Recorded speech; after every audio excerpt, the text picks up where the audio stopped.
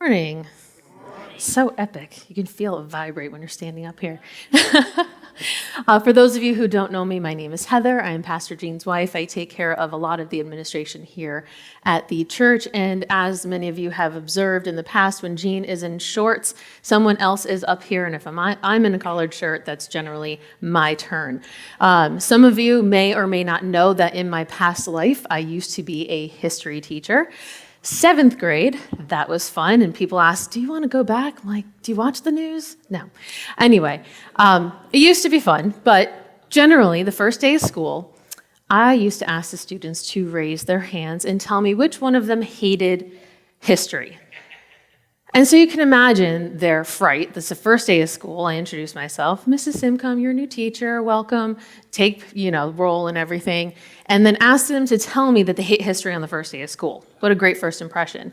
And so in their reluctance, I generally raise my hand first, and I let them know I used to hate history. And so my goal for you by the end of the school year is to get you to go from hating history to hating it at least a little less. Because I had the fortunate opportunity of having an instructor change it around for me, other than having timelines and memorized dates and all of the kind of boring way that I used to learn, turned around for me, and it really brought it to life. And that's the point at which in college I went from, maybe I'll be a history major and teach history. So that was part of my path. And so likewise, we are going through this story, the rest of the story, unredacted, trying to help you get less intimidated by the Bible. And again, I'm going to raise my hand. I started reading the Bible from the beginning. I'm going to be a good Christian. I'm going to start right in Genesis. And I got to one of the genealogies, couldn't pronounce 90% of the names, got completely lost, and then decided to just skip to a chapter that I kind of recognized. I'm like, oh, good. We're in Moses. That's Exodus. But whatever. I kind of understand the story. So our goal for you is to actually walk you through, help bring life to the stories that are in between, and make the Bible less intimidating so that you feel inspired to pick it up more and understand the stories more than where you're at, regardless of where you are in your journey. We know some of you are more proficient than others, but if you're like me, like I was in the beginning, I was like, yeah, I'm just going to go on Sunday, let the pastor explain it to me and hope he knows how to say the names right. I don't know. So that's where I used to be. Today, a little further along, but nowhere close to Gene. So that's why he's in charge, and I come up here once in a while. So we're working our way through Genesis. We are finishing today. I get the fortunate opportunity of 13 chapters of Joseph from 37 to 50 as we enter Exodus starting next week. And Jean has explained to you, last week we took a sidebar with Simeon and Levi and the unfortunate tale of revenge over Dinah. If you missed it, go back and watch it. You can fill in the gaps for yourself. And then Judah and Tamar, another wonderful story of Judah and his daughter-in-law. Again, read it for yourself or watch last week. Some interesting details back there as well. So today, as I said, I get to go through the wonderful story of Joseph, which many of you know. He had the many-colored robe, his ascent to second in command to Pharaoh. But much like what we're going through, I'm going to walk you through the rest of the story. So the teacher inside of me cannot help but give you a chart. because I'm a visual person, and I know Jean has probably explained this ad nauseum, but in order to understand Joseph and where he is in his family, it's really important to understand the family dynamic of Jacob's 4 wives. So he has 4 wives. Once again, they're colorful. I dug through the images. This is so much easier now being a teacher. I can just Google what I need. So we have Leah, Zilpah, Rachel, and Bilhah. Now, I'm not going to call on you because we're live. Rachel was supposed to be Jacob's first wife. He gets tricked, ends up with Leah. Again, fill in the details. You can go back and watch Jean's message. He ends up with Leah, then Zilpah, his servant, Rachel, and Bilhah. But his first love is Rachel. That is who he wanted to marry first. He has multiple sons, 1 daughter, Dinah, and they're all color-coded for you, which is wonderful, and Joseph in his many-colored robe. To understand what is so important about this is Jacob has Joseph and Benjamin from his favorite wife, Rachel. They are full brothers. The rest of them are half-brothers. Again, I can relate to Joseph.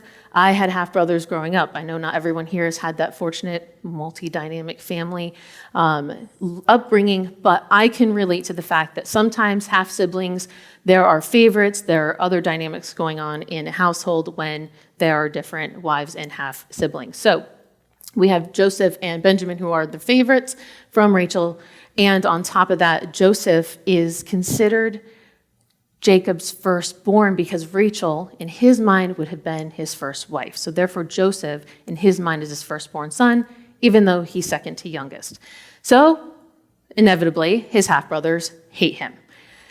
On top of that, any of you have younger siblings, Joseph is a tattletale. He likes to go and tell his dad all the bad things that his brothers are doing. Again, I understand that. My younger half-sibling decided to tattle on us all of the time. Not fun. Make matters worse, Jacob gifts him a multicolored robe. One thing to understand about this time period, anything that is dyed in color is extremely expensive and usually meant for royalty. So if you have anything of one color, that's insane. If you have multicolored, I don't even know how much this would have cost. So it's waking up on Christmas morning and your brother, half-brother, gets the most extravagant gift and you get like coal in your stocking and some batteries. You're like, great, that's awesome. Thanks, Dad. Rub it in a little more that you love Joseph over all of us. Again, we're going to make matters worse. Joseph has a dream. I'm going to read this to you in Genesis 37. One night, Joseph had a dream. And when he told his brothers about it, they hated him even more. Listen to this dream, he said. We were out in the field tying up bundles of grain. Suddenly, my bundle stood up and your bundles all gathered around and bowed low before me. His brothers responded, so you think you will be our king, do you? Do you actually think you will reign over us? And they hated him all the more because of his dreams and the way he talked about them. Soon Joseph had another dream, and again he told his brothers about it. Listen, I've had another dream, he said. The sun, moon, and 11 stars bowed low before me. This time he told the dream to his father as well as to his brothers, but his father scolded him. What kind of dream is that? He asked. Will your mother and I and your brothers actually come and bow to the ground before you? But while his brothers were jealous of Joseph, his father wondered what the dreams meant. So his dad scolded him a bit. Don't rub it in. You're already the favorite. But also trying to wonder why in the world they're going to bow to Joseph. So we'll find this out by the end of the story. So one day, Joseph's brothers are out. They're all shepherds. As we know, Jacob multiplies the sheep, so that's the family business. And so they're out in the fields taking care of the sheep. Joseph is to go out and check on them and report back what they're doing. So Jacob sends him out. Joseph heads out to check on them, goes to Shechem, finds out they're not there, asks an old man, hey, where'd my brothers go? They moved on to Dothan. So Joseph heads out and finds them. He is 17 years old at the time. This is an important detail. Joseph's heading their way. And of course, he's in a multicolored robe, so you can't miss Joseph coming off in the distance. So his brothers are now plotting. Here comes Joseph, Dad's favorite. Why don't we just kill him? Get this brat out of our way. And so it seems like when you're reading the details, Reuben wasn't around when they decided to kill him. He comes in, hears about the plot, and says, guys, let's not have the blood on our hands. Let's just throw Joseph in a cistern. We'll punish him, and then that's it. We'll just tell Dad, we'll trick him and say that he's been killed. And so they decide to tear his robe off of him, throw him in a cistern, which is like it's supposed to hold water. Luckily, it's empty for him. There are other stories where it's a lot worse for the person thrown in the cistern. And so the brothers leave Joseph down in the cistern, decide to have dinner. They're camping. Judah steps in and says, well, instead of just killing him, they see Ishmaelite traders coming off in the distance. Why don't we just sell him into slavery? That way the blood is not on our hands.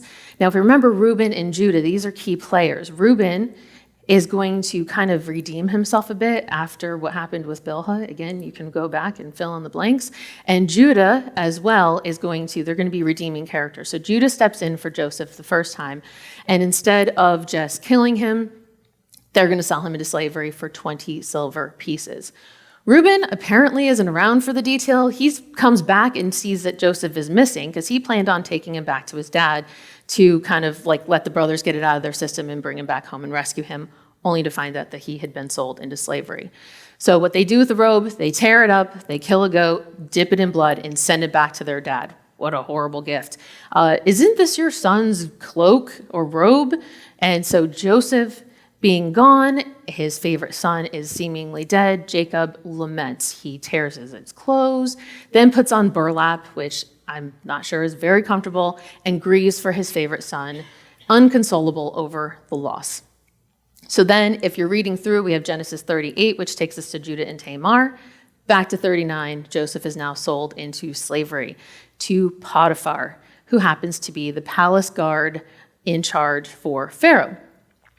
Joseph has God on his side. So although these horrible things are happening to him, God blesses him and Potiphar's house as a result. Potiphar's house is so plentiful and bountiful. Potiphar says, you know what? I'm going to put Joseph in charge of everything, and now all Potiphar has to worry about is basically what to eat. It really says that. Like, that's all he has to worry about every day. Kind of nice. So Joseph takes care of everything, overachiever, super administrator, takes care of everything. Apparently, he is a very good-looking man and well-built. Turns out Potiphar's wife takes a liking to him and tries to proposition him to sleep with her. Joseph, sleep with me. And he says, no, my master has put me in charge of everything, has not held anything from me except for you because you're his wife, and I don't want to sin against my God and ruin my relationship with my master. And so he gets away from her the first time, tries to stay away from her as much as possible to not be left in a room alone with her because she keeps trying to pine after him. Unfortunately, one day, they end up in a room alone together. I don't know how that happened because he's trying to avoid her. Once again, she says, Joseph, sleep with me, sleep with me. He says, nope, runs away. She grabs his robe, cloak. It's depending on the translation, the details. Loses a garment of clothing. He has a habit of doing this when he's trying to get out of trouble. She holds on to the garment, then finally screams, brings in the servants and says, look what Joseph tried to do to me. He tried to take advantage of me. Holds on to the garment. Waits for her husband to come home. Potiphar, look at what this Hebrew slave you brought into my house did to me. He tried to take advantage of me. So in her insecurity, reverses the story, claims that Joseph tried to take advantage of her. Potiphar doesn't even ask his side of the story and just throws him in jail. Awesome. Sold into slavery, now thrown in jail. Hasn't done anything wrong except for being a tattletale and a goody two-shoes and an overachiever, but not a great end of the story for him so far. So God is with him. Joseph ends up in prison, but this is the prison for Pharaoh's specific people that he throws in, including his cupbearer and baker. The warden, again, seems to learn from the fact that God has blessed Joseph, puts Joseph in charge of everything and doesn't have to worry about anything at all. So the warden gets to lay back, read a book, check out Netflix, while Joseph basically does all the work and keeps track of all the inmates. So he meets these two gentlemen. They're there, says for some time. Again, we're not sure exactly how long. They both have dreams. We know Joseph is great with dreams. Cupbearer has a dream. He says, do you think you can interpret this? Joseph says, I don't interpret dreams. God interprets dreams, giving God the credit. So the cupbearer describes his dream. He says, I dreamt that there is a branch of vines. There are 3 branches that sprout. Grapes come out. I squeeze the grapes, put them into a cup, and serve it to Pharaoh. Joseph says, hey, great. In 3 days' time, Pharaoh is going to restore you to your position. And when he does, please vouch for me, because I've been put here. I haven't done anything wrong. I was sold into slavery. Now I'm in prison. Please vouch for me. Cupbearer goes, sure, I got your back if your dream interpretation is correct. Love you, man. I got your back. No worries. Baker hears a great interpretation. He says, sure. Hey, Joseph, can you interpret my dream too? Unfortunately, Baker gets not such great news. He says, my dream is 3 baskets filled with baked goods, the top one with pastries for Pharaoh, and then birds come and start eating away at the pastries for the Pharaoh. Joseph says, well, yeah, that means 3 days too, your 3 baskets, but in 3 days' time, you're going to get executed by Pharaoh and birds are going to peck away at your flesh. So not so great of an interpretation. And what ends up happening is exactly what Joseph said. 3 days later, Pharaoh's birthday comes.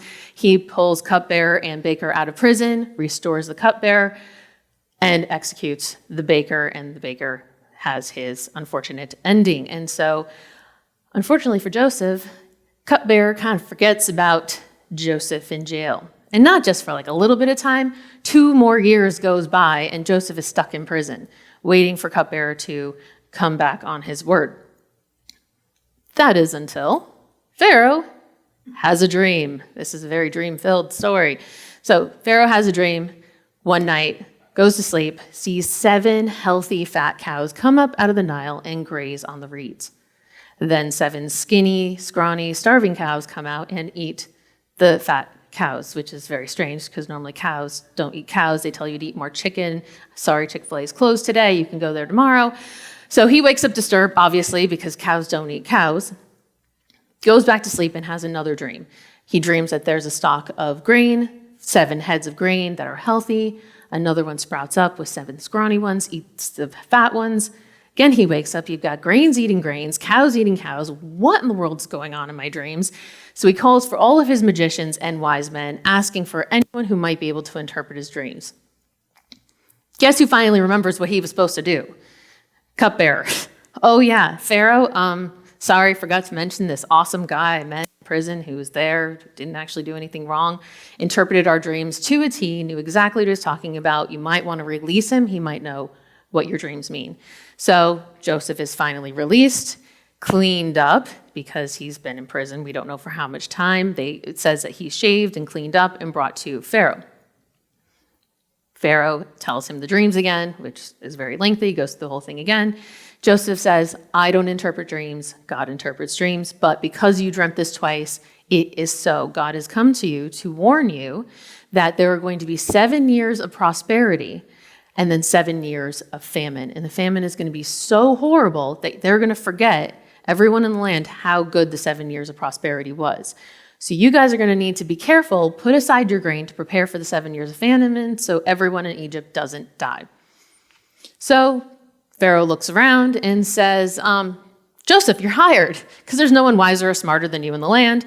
You get the job of taking care of all the grains when this happens. Joseph, again, overachiever, gets pulled up to the top. Pharaoh puts him next in charge. No one is more powerful than Joseph except for Pharaoh. Gives him his signet ring. We've been talking about that. So that's the ring that seals the Pharaoh's name onto everything that he's doing. So now Joseph goes from slave to prisoner to basically as good as Pharaoh minus the tiny title difference. He's 30 years old at the time. So 13 years have now passed from the time he was sold into slavery. He's given a new Egyptian name. Forgive me for trying to pronounce it. I don't have Joseph here to correct me. Zaphenath-Paneah, best I can do with that. And his wife, he is given, who is a priest's daughter. So he gets a PK for a wife, Asenath. And that's where he has 2 sons, Manasseh and Ephraim, who are going to be key players later on as we move on. So in this bountiful, so as predicted, we have the 7 years of wonderful harvest and 1/5, so 20%. So those of you who argue about the 10% or not, in this story, it's 20%. I don't know. So 20% of everything is set aside to make sure that they make it through the famine. They start storing up their goods, guarding it because they need to make sure that it's saved for later. They start keeping track, and it's so bountiful, they lose track of how much food they're even storing. That's how bountiful the harvest is for 7 years. And as predicted, exactly after those 7 years of harvest happened, famine came. And it spread across the nation as it was predicted. 2 years into that famine, it spread to Canaan, which is where Jacob and Joseph's brothers live. Unfortunately, their harvest is going bad as well. So Jacob says to his sons, 10 sons, hey, I hear there's grain in Egypt. Take some money, go get us grain so that we don't starve. So he sends his 10 sons. He leaves Benjamin behind. He's got the sneaky suspicion that something bad might happen to Benjamin. So he says, I'm leaving Benjamin behind. You guys go. you're going to go grab grain for us so that we don't starve. So they pack up their donkeys. Apparently, it's an 11-day journey. I like to Google a lot to make sure that these details are cool. So 11 days, they head over to Egypt. Everyone has to go to Joseph to get grains. And so the brothers come. Joseph recognizes them.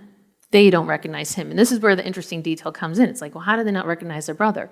Remember, he was 17 when they sold him into slavery. He was 30 when he was given this position, 7 years of harvest, 2 years of famine. So he's about a 39-year-old man instead of a 17-year-old boy. Big difference. Plus, he's in Egyptian garb. He probably has no hair, maybe eyeliner. I don't know. He's very well dressed.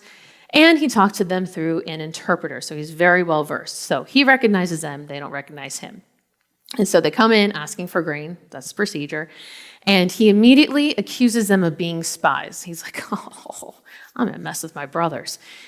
So he says, guys are spies. You're here to figure out what's wrong with us because we're in a famine. You're here to check us out. And they're, no, we're honest shepherds. We just came to get grain.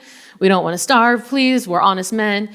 And then Reuben, funny enough, goes, I think this is because of what we did to Joseph. We're finally getting punished. And Joseph hears all of this. They don't realize it, which is hilarious. So he ends up throwing them in prison for 3 days, which is great. And so he throws them into prison, pulls them back out, and says, okay, in order to prove you're not spies, you said you had a younger brother and an old father. So go back, get the younger brother to prove that you're telling the truth. And so they're distraught because they know that that's their dad's new favorite is Benjamin. They're like, okay, but they also don't want to die or starve.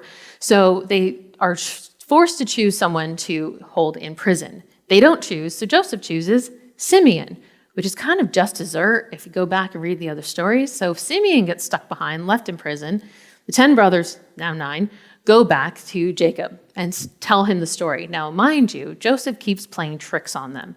Not only does he send them with grain, he gives them back all of the coin that they used, all of their money back in their packs that they bought the grain with. So they're heading back. They've got the grain. They've got the money. They're like, oh, what in the world happened? We have all of our money back. So they're freaking out, but they don't go back right away to give the money back. So they go back home to Jacob, their father, tell him the story. Jacob, overly distraught. Now I've lost another son. I've lost Joseph, now Simeon, now you want Benjamin. I'm going to lose 3 sons now, all because you guys couldn't keep your mouths shut. And he was like, but he kept asking us questions about our family. We didn't know he was going to use it against us. And so Reuben steps in first and tells his father, look, if anything happens to Benjamin when we bring him, you can kill my first 2 born sons. So he puts his sons up for collateral. So you see Reuben constantly vouching for Joseph, which is really interesting. Unfortunately, some time goes by. Mind you, Simeon's stuck in prison this entire time in jail. And they run out of their grain. Finally, they go, yeah, we kind of need to go back and get more grain or we're going to starve. But we can't go back unless we bring Benjamin. So Jacob finally has to agree to let Benjamin go back. Judah finally steps in. Again, another redeeming quality, especially if you go back to his other story, and says, Father, I promise nothing will happen to Benjamin. You have me as collateral. I will be in debt to you. You can put this on me for the rest of my life if anything bad happens to Benjamin. So now you have Reuben giving his first 2 born sons and Judah backing up his word to bring Benjamin because you have starvation or these other issues going on. So finally, they bring Benjamin back. The brothers head back to Egypt. And the funny thing about this timeline is that Judah says they could have been there and back at least 2 times. So about a month and a half has gone by in this whole transaction. So finally, the brothers pack up, bring Benjamin. Now, Jacob wants to make sure he gets Benjamin back and sends back not only the money from the first round of payment, but also another round. Plus, he sends in pistachio almonds and pistachios, because pistachio almonds aren't a nut. Sorry. That would be an interesting hybrid. So he sends both of them with him with other spices and different things to kind of sweeten the pot, make sure that whomever the manager is of Egypt sends his beloved youngest son back here. If we give him all these nice things as an offering, perhaps he'll make sure to give us our son back. And what's an interesting thing about Jacob is how often he's willing to give up all of his goods, knowing that God's going to restore them. So just an interesting point. And how important family is to him. So he sends Benjamin, the brothers, they come. Joseph sees his brothers, sees Benjamin for the first time now in 22 years. He has to excuse himself, goes and cries, weeps, probably has to fix his eyeliner, splashes water in his face, comes back out, sees his brothers, and invites them in for lunch. They're like, okay. Is he going to pull us into slavery? What's going on? They're terrified. Like, here's your money back. We don't know why it was put there. He's like, oh, God must have restored it to you. Right. They magically put the coins back in your bag. So they're freaking out because it's just all these weird things keep happening. They give them water to wash their feet and have lunch. Now, Egyptians and Hebrews don't eat together. They despise one another. Egyptians despise Hebrews. And so he puts them at their own table, lets Simeon out of jail finally. But he messes with them more and puts them in age order, oldest to youngest. And so they're sitting at the table going, this is really weird. So Joseph is at his table, eating his goods, gives Benjamin 5 times as much food as his brothers. So, of course, great. Now Joseph's the favorite. Now Benjamin indirectly gets all this great food. And so he finishes the deal, sends them home, and is supposed to leave Benjamin. But he lets them all go initially, puts the grain, and tells the manager, put as much grain into their bags as you can, plus give them back all of their goods. But I want you to put my cup in Benjamin's sack. So his managers, of course, do what they are told. The brothers start leaving. Before they're out of the city, Joseph sends the soldiers after them. And the brothers are like, what now? Someone's stolen our master's cup that he uses for his divine prophesying. Well, we didn't steal anything. We're honest men. Again, we've already proven that. We brought back our youngest brother. Whoever stole it, go ahead and kill him or put him into slavery. That sounds like a fair deal. Turns out it's Benjamin. So they all go back to Joseph. Judah steps in and pleads, my father is distraught. If you take Benjamin from us, he's surely going to die. He goes through the whole story, everything, propositions like, I've already put myself in front of him, take me instead, puts himself in place of Benjamin, please. Joseph can't take it anymore and says, brothers, it's me, Joseph. Sorry, I messed with you this entire time, but it's me. Benjamin is the one that recognizes him first. And so they reunite. He says, no, this is our long lost brother, which is amazing. And so Joseph is so happy from this reunion. News spreads everywhere to Pharaoh, to all the guards, that he's now been reunited with his brothers. Now the brothers, realizing that this is Joseph, goes, we're so sorry we sold you into slavery. Can you ever forgive us? Joseph goes, who am I, God? Of course I'll forgive you. I wouldn't be where I am, saving all of Egypt and my family, you, if I hadn't been sold into slavery and you hadn't done what you did. So I forgive you. Amazing. And that, you have to imagine, like, Joseph is basically Pharaoh, can do whatever he wants to his brothers, and that's the most he does to mess with them. I don't know that I would have been trusted to do that if I had that much power, if that had been done to me. So just saying, he's a little bit better on the scale. But anyway, we're all human. So he finally tells his brothers, I'll give you the best land. Pharaoh allows them to live in one of the best lands, tells them to go back. I'm going to give you Goshen. Now, on the map where Goshen is at the top of the river Nile, which is the most fertile land, because now they have nowhere to have their sheep and all of their livestock have anywhere safe to eat because of the famine. So Joseph sets them up. Pharaoh agrees, and he says, go back. Don't even worry about packing anything. I've got you. So he sends them back with all the donkeys and everything that they need to pack their goods. He sends back all of his brothers with a change of clothes, but again, puts favoritism on Benjamin, gives him 5 changes of clothes and 300 pieces of silver to go back with. And so they all end up traveling back with all of their goods back to Jacob. Tell them, your son is alive, Joseph. So now Joseph is alive. Jacob has not lost any of his sons. Benjamin was restored, all of these people. And so he packs everyone up, and this is where we get to another wonderful genealogy. They go through all of the sons and daughters of all of the tribes of Israel, and that's 66 people. So I'm going to save you that this morning. I'm not going to even try and butcher those names. So in all, it's 70 people in the family who have to travel back now to Goshen. Joseph ends up meeting them there, which is amazing. So he finally reunites with his father Jacob, who is 130 years old at the time. So he meets them and brings 5 of his brothers and his father Jacob to go meet Pharaoh. And so Pharaoh, realizing that they're shepherds, he tells them you're shepherds, because again, Egyptians hate shepherds and Hebrews, so that way they can stay in Goshen, which is just outside of Egypt and the best land. Pharaoh agrees, and Jacob blesses Pharaoh 2 times in meeting him. And Pharaoh puts them in charge of all their livestock because Jacob's wonderful track record in taking care of livestock, they're now going to take care of Pharaoh's livestock. So now Jacob is set up. He lives for another 17 years. Just before he passes away, Joseph says, "Meet my two sons, Manasseh and Ephraim. I want you to bless them." And so he's getting old, his eyesight is weak, and so Joseph knows this and puts his sons strategically in front of Jacob. Puts Manasseh on the right side, Ephraim on the left side, because Ephraim's the younger one. Now, when we were married, I switched my arms around, so when I was telling the story, I had to remember which one was my right hand. So Manasseh's on his right hand.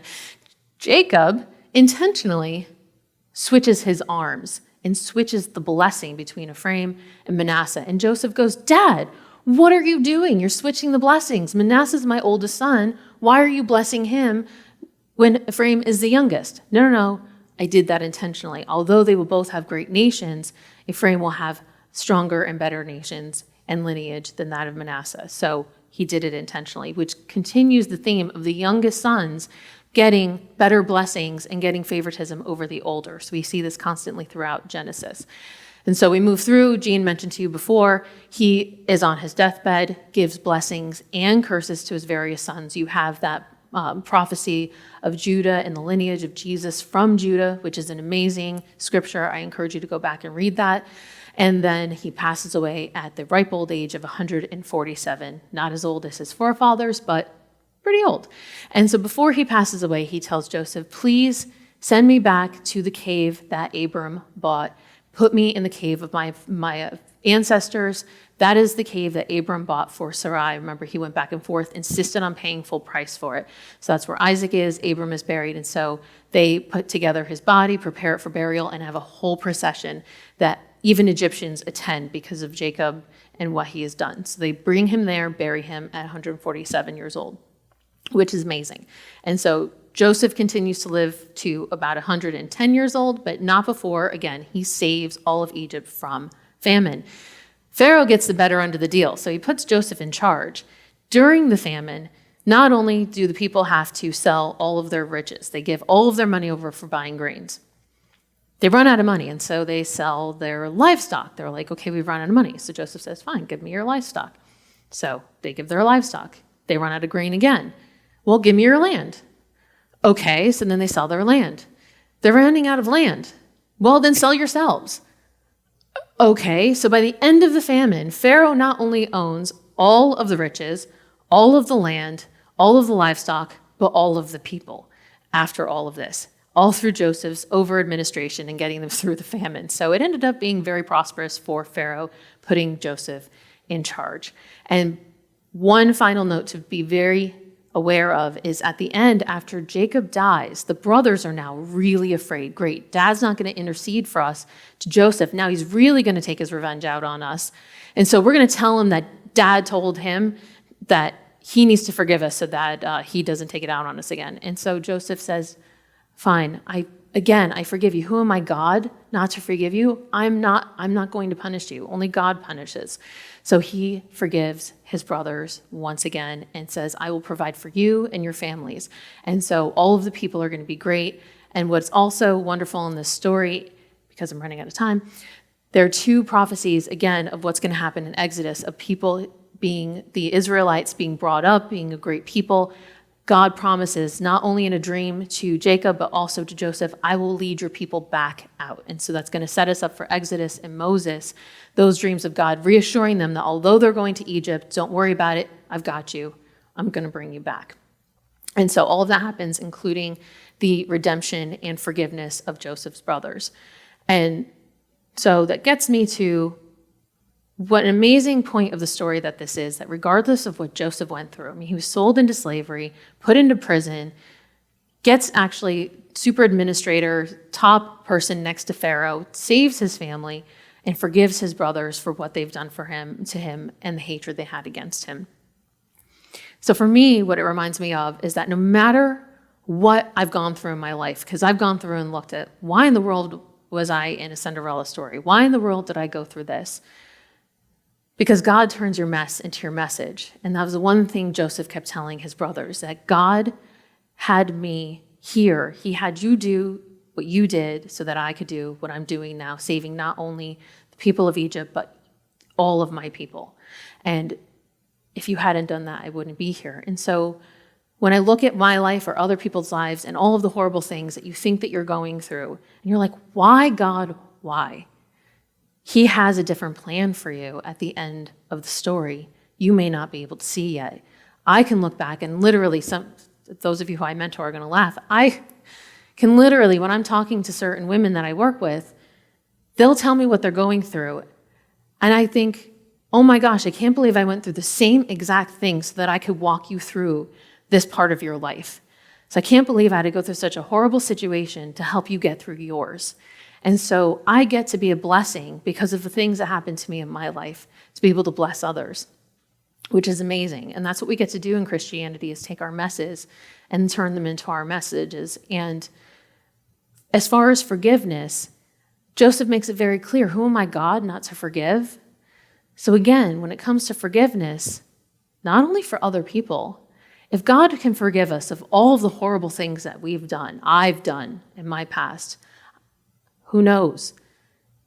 He can forgive me. Who am I not to forgive anyone else in my life? I'm not God. Only God can punish people. It's not my job to inflict revenge.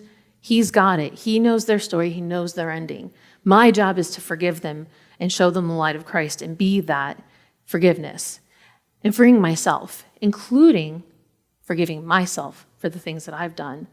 Because one part of my story that most of you know or do not know is that I'm in recovery, and I never thought that my mess that was alcoholism would be my message of blessing and recovery, that I had the wonderful timing that my 7-year anniversary was Friday before my message today.